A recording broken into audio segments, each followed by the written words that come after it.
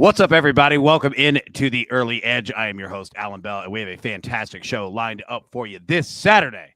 Good to see everybody here. And I'll tell you what, before we get started on today's picks, let's take a look at how we did yesterday. And again, another strong one here for the brand. Look at Coach coming through again. Our man, he's not even officially on a heater. My man has been on a heater, just crushing it with that over 8.5. Maestro came through. Ali came through. M squared, an interesting ruling on that game. We're going to get to that here in just a minute. And the Grizz Timberwolves under 229 that came through for us. Sevilla, they ended at 1 goal, so we don't cash that. Look, and the AB3, oh my goodness, the Angels White Sox over 7. That's the only one that messed us up. We end at 6. It was the bottom of the 9th, bases loaded. We needed 1 run for the push. Brutal result. But what are you going to do? That's betting. All right, let's bring in the stars of the show. And look at it. We're running 5 wide. Everybody looking sharp today. M squared. How we doing, my man? Doing well. Good morning, everybody. Going to be a nice storyline section today because I forgot about the Yankee game that a lot of people who had run lines did not cash that one last night as well. We'll talk about that in a few minutes. Yeah, we definitely will. Micah Roberts, looking sharp as always. How we doing, sir? Doing great. Looking forward to hear everybody's selections and hit some winners. Yeah, I'm with you on that. Andrew Gombas, my man, what's going on? What's going on? Happy to be here as always. Looking forward to the show today. Yeah, no doubt, man, no doubt. And prop stars from props unknown. I almost said parts unknown. From props unknown, how we doing, my man? I'm okay, AB. I'm not sure what to do with myself today with no NBA action. I'm just kind of like, I feel like a lost puppy or something. Dude, I know it's weird, right? Like we've had not only, every single day, of games. We've had every single day of like 3 games. You know what I mean? So it feels weird, but we're going to get that started again tomorrow and get running. And, man, the NBA playoffs already have been fantastic. I've seen the ratings. It's like the best since, I think, like 2011. Oh, man, it's been great, and it's going to get even better. All right, let's get into storylines that affect the betting lines for today. And M Squared, coming to you first. We just spoke about in regards to the White Sox game and the ruling on that, and it has to do with pitching. Break it down, man. What do we need to know? Yeah, so unfortunately, if you followed on the show play that I gave for me, the way that I bet, which is listing pitchers, especially when you're betting on a quality starting pitcher like Giolito, my bet was voided because the other pitcher, Noah Syndergaard, was scratched. I had both pitchers listed in the game. On the site, I also had the first 5 that you cannot list pitchers for, so I lost that play.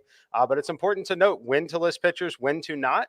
In that situation, that's one where I personally want to list pitchers, or at least the one that you were betting on the White Sox side. There are other situations, though, where you would want to not list pitchers, and I want to focus on that a lot, too. I'm not betting on the Kansas City Royals tonight against Garrett Cole, but say that you were. Say that you had an edge on Kansas City against Garrett Cole. This is a situation where you would want to not list the pitchers in that game because you definitely would take advantage of a Garrett Cole late scratch. Whereas in that spot, if he's a late scratch, you list pitchers, your action is void. The better price that you would have had, all that value you would have had would be gone.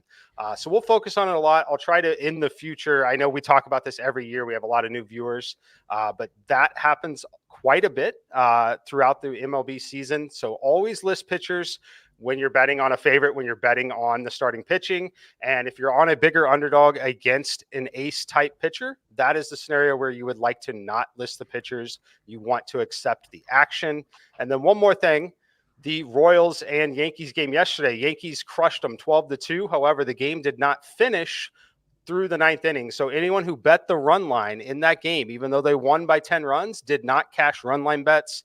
Their team total over 4.5 did not cash because of the house rules. So understand the house rules when you're playing with run lines, team totals, all of that. They must go the distance to cash. Man, that's fantastic info. And also, if I were one of those that had the run line and it didn't, because it got to what, the 9th inning, right? No, sorry, like I would put my iPhone through a TV. Like I would have been massively upset in regards to that. All right, Micah Roberts, coming over to you. Let's stay in Major League Baseball. And for the month of April, man, light hitting. Talk to us. Yeah, let me give you some numbers here. Home teams are winning at 52%, favorites 62%, unders hitting at 60%, down to 59 the last couple of days. It was actually 61% a week ago. So the overs has been hitting of late. But the thing that's historical, we got DHs in both leagues now. The league is batting 232, which would be the lowest of all time. I mean, we're talking 1968 was 237, 1888 was 239. Historically, the lowest batting average ever. And you got to wonder why. Well, what's going on? You got the humidors, the mush ball, you got one tightly wound ball, and they're mixing them all up in the same game. I mean, you're hearing pitchers talk about it. Nobody's really writing about it, but it's affecting the integrity of the game, actually, when you're not getting the same ball every time out. So I think Manfred's heard it. Chris Bassett made some comments after his last start about just every ball being different. When he holds it, he can tell the difference between the ball. And I think we're going to see a flip on this. And I think the numbers, you're going to see them rising here. So I think we're at the bottom where we're seeing totals at 7 and 6.5 regularly. I think that's going to rise. So you may be able to catch some value on that with anticipation that Rob Manfred's trying to, I don't know, save face and just say, oh yeah, we got the good ball back in there. So something to watch for there. Very concerned about that, but I'm gonna take a shot with a few overs here, a little more that I was reluctant, just losing the first couple of weeks with betting some of those overs. Yeah, I'm with you on that. And it's interesting. You bring up, 1968, like going back to, I mean, that's Bob Gibson, before, they changed the size of the mound. Yeah. You know what I mean? Yeah. Mike, go ahead. What do you got? I just want to jump in. I love the storyline. To back it up too on the advanced data with the batted ball profile. So the expected data that I reference a lot looks at the profile of the balls hit. We've seen a massive delta between the actual number and the expected. The actual weighted on base average so far, 307. The expected number, 328. That definitely tells you that there's something up with the baseball based on the delta that you see there, based on how the balls are actually falling in play. So very interesting to see so far. How come nobody's writing about it? This is what I don't understand. We got great baseball writers, great organizations everywhere, and everybody's just like, they'll figure it out. I mean, This should be like a top story that somebody's asking Rob Manfred every single day, and nobody's asking. Yeah, nobody's asking about it at all. It also reminds me of like our high school team when we would just have waterlogged baseballs, and he's just chucking them at you. Like you have no idea what you're going to get. That's a good point, though. Like, why nobody's really bringing it up, because you see players talking about it on Twitter. They're like, dude, they're throwing, anchors at us in regards to the ball. So yeah, it's fascinating. And it's crazy that we have a professional league that it's different. You know what integrity. I mean? Like, this is what Manfred wanted. Integrity of the game. That's what he said when he was trying to force upon people to buy Sports Radar, Major League Baseball stats. He was going to hold us hostage for lineup cards, the integrity of the game. He tried to get all the money. And now nobody wants to talk about the integrity of the game, and he's got all the baseball betting money. So, yeah, it's crazy, man. Absolutely crazy. Now, speaking of crazy, you'd have to be very crazy to get in an octagon and start fighting these guys. We've got a UFC fight night tonight. Gambas, break down the card for us. What's the main event? What fight should we be looking for? How good of a card is this? Yeah, so for a fight night card, this is a pretty fun one. We've got Cheeto Vera, Marlon Vera in the main event, his first 5-round fight, taking on Rob Font. That fight's going to be a banger, for lack of a better term. Both these guys throw and land a ton of strikes. I can pretty much guarantee you this one will be a very fan-friendly fight. So if you're newer to the sport, you're going to enjoy that main event. Couple other noteworthy fights on the card. We have Alexander Romanov taking on Chase Sherman, and he looks like he may close the biggest favorite in UFC history at minus 2,500 is that money line right now. So that'll be an interesting one to keep an eye on as well. You got a couple other fun ones. Grant Dawson versus Jared Gordon. Grant Dawson, one of the hotter prospects in MMA right now. Andre Feely versus Joe Anderson Brito, which I'm going to have a bet on later. Arlovsky, former champion, taking on Jake Collier. So this card's got a little bit for everyone, and I'm expecting it to deliver. Dude, you said minus 2,500 in a fight. My goodness. Is that dude going to lose in like 10 seconds? Like, is it going to be like a Masvidal just knee to the face immediately? No, so the thought here is that Romanov's going to take him down right away, and just from there, he'll dominate, which is probably going to happen. Yeah. God, minus 2,500. That's crazy, man. All right. Prop Stars, coming over to you, my man. All right, so we got some news last night. Joel Embiid, fractured orbital bone. Talk to us, man. What do we need to know about it? Yeah, some tough news out of Philadelphia, AB. And Embiid took an elbow to the face late in Thursday's game, which really stinks because there was no reason he should have even been in the game at that point. The margin that the Sixers were up at the time, and Embiid was already playing through a torn ligament in his right thumb, which is his shooting hand, and he will now add an orbital fracture and a concussion to his list of injuries that he has Jeez. accrued. Philadelphia begins their second round series with Miami on Monday. So unless Embiid can clear concussion protocols in time and convince the doctors on Philly's training staff to let him play with a mask for the face fracture, the Sixers are likely going to be without their big man, an MVP candidate.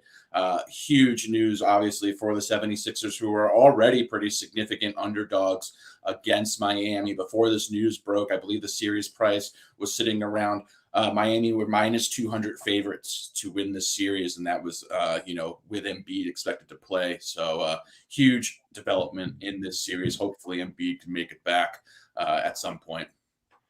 Yeah, no doubt, man. That guy's a heck of a player, dude. And like, you're just rolling through like the injuries and like, oh yeah, and by the way, he's also got a concussion. So I mean, good luck with that. Like, that's nuts, dude. It's absolutely crazy. All right, before we get to our picks for today, let's take a quick break. And we're back. All right, so we're going to go with two plays today from the SportsLine site. First, look, our man RJ White been crushing it.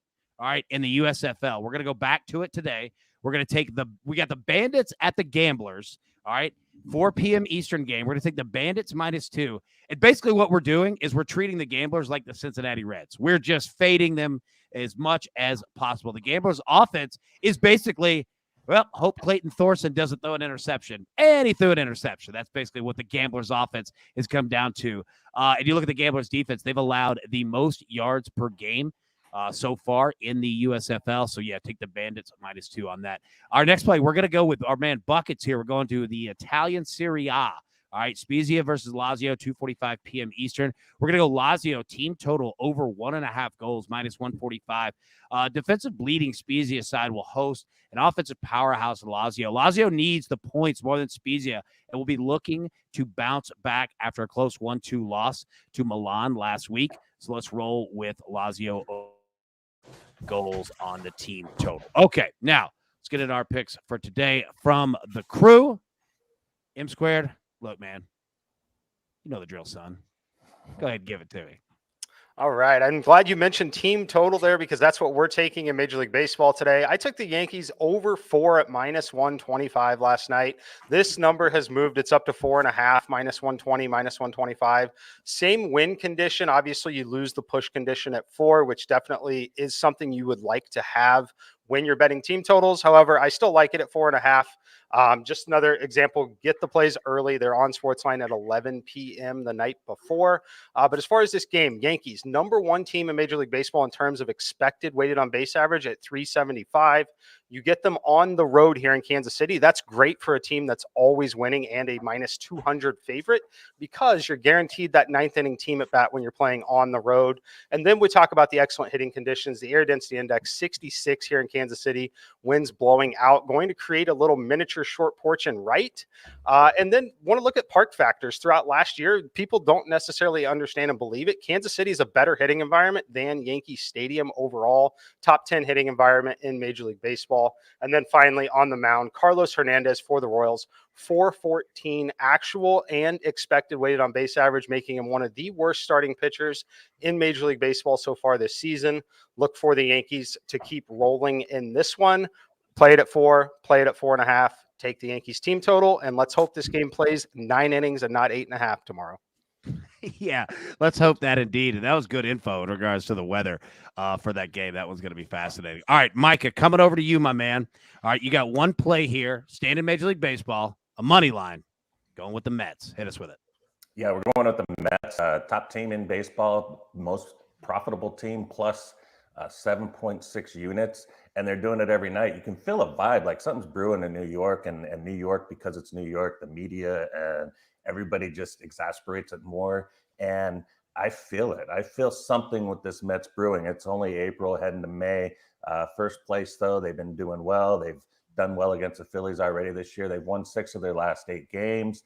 and Walker gets a start, a little underrated right now because we haven't seen him. He pitched 2 innings against the Phillies 3 weeks ago, came out shoulder inflammation, but he had a simulated game against his teammates on Monday, and he was raving about his ball, and he's never had the ball flutter so much. So I'm interested to see how that. And it was worth a bet to me to say I believe in him because I've seen him at multiple places over his career where he comes out of the gate strong, and if he feels it, I feel it, and it's worth the bet to me. So I feel like I have 10 cents of value here, and I got a team that is just rolling. And Darryl Strawberry was in the crowd yesterday, so I was excited to see that. That's nice to see. And he was wearing his jersey. Can you believe that? Guy comes back, 86 Mets, wearing his jersey at it's not Shea Stadium anymore, but I thought that was kind of cool. So the whole Mets vibe, I'm feeling it. I like it.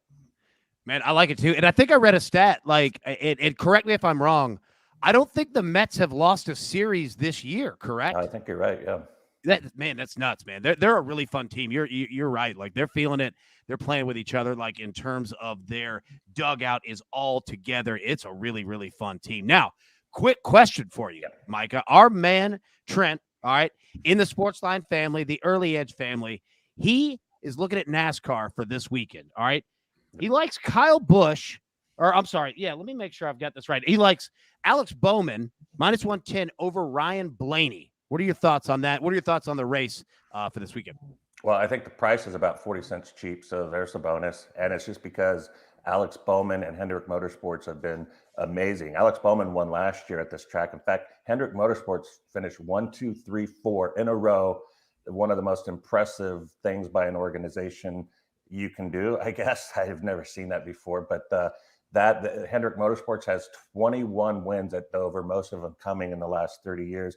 Jimmy Johnson, of course, the best ever at it, 11 wins there in the 48 car. Now you got Alex Bowman. He's got 4 top 10s since he's taken over the ride for Jimmy Johnson. So he loves this track. The team loves the track. Everything about it says, yes, Bowman will beat Blaney. Blaney will probably lead some laps, but I don't know what he never races a full race. Nice. I appreciate that. Yeah, it's good info there. All right, Gobbs, coming over to you, my man. We got UFC, got a couple picks. What do you got? Yeah, so 2 plays I like today. First off, we're going to go with Jake Collier money line over Andrei Arlovsky. He's a slight favorite. You can get him about +120 right now. I think he should be a slight favorite instead. Should have a big volume edge. He's the cleaner boxer. Arlovsky's 43 years old now. Always seems to find himself in close fights, so his win condition seems like a close decision. This fight likely takes place in the stand-up. I just think Collier is going to land a little bit more. I think his pressure is going to cause Arlovsky issues down the stretch. So we're rolling with Jake Collier money line as our first bet. Second bet, I like the under 2.5 rounds in the Feely versus Burrito fight. Joe Anderson Brito, for lack of a better term, fights like the house is on fire. He went to a decision in his first UFC fight, and I think that's why the line is so off, in my opinion. Here, he's extremely reckless. I think he's going to force a fight. My prediction here is Feely KO. I really think this fight finishes in the first 12.5 minutes. So I love the under in this spot. That's what we're rolling with today. Dude, I like it. And I love the phrase, he fights like the house is on fire. Dude, that's awesome, man. I got to put that in rotation. That's a good one. All right, Prop Stars, my man, coming over to you. Now, you've got to play. This is on Monday, correct? We're looking ahead. This is on Monday, AB. I absolutely love this play. I really think that this one is going to move, which is why I'm giving this out now. It is Chris Paul over 31.5 combined points, rebounds, and assists. In my opinion, this line should have opened at 33.5 or even 34.5.